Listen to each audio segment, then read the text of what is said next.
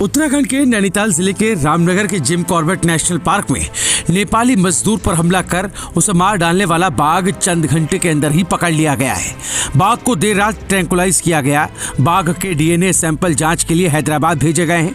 इससे पता चलेगा कि गुरुवार को नेपाली श्रमिक को मारने वाला बाघ भी क्या यही बाघ है जिसने 12 नवंबर को भी एक श्रमिक को मार डाला था।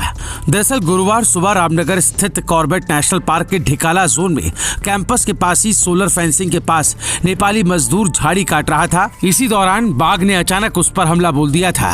बाघ के हमले में नेपाली मजदूर की मौत हो गई थी।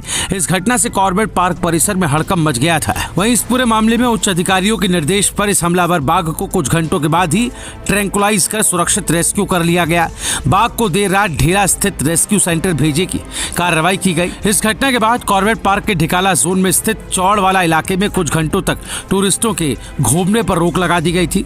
बाघ के हमले में मारा गया 58 साल का राम बहादुर कॉर्बेट पार्क में करीब 35 सालों से संविदा पर मजदूरी का काम करता था। राम बहादुर नेपाल का मूल निवासी था। बताया जा रहा है कि गुरुवार की सुबह राम बहादुर अपने 4 अन्य साथियों के साथ कॉर्बेट पार्क के ढिकाला जोन में गेस्ट हाउस के नजदीक सोलर फेंसिंग के आसपास झाड़ी कटान का काम कर रहा था। इसी बीच अचानक बाघ ने यहां हमला बोल दिया।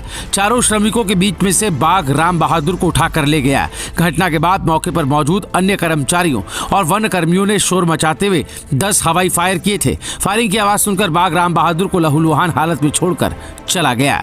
जब तक मौके पर अन्य कर्मचारी पहुंचे तब तक राम बहादुर की मौत हो चुकी थी। बताया जा रहा है कि बाघ को जंगल में भगाने के लिए कर्मचारी द्वारा करीब 10 राउंड हवाई फायरिंग की गई। घटना के बाद इलाके में दहशत का माहौल था। आपको बता दें कि 12 नवंबर को भी बाघ ने इसी क्षेत्र में एक अन्य नेपाली श्रमिक पर हमला बोलते हुए उसे मौत के घाट उतार दिया था।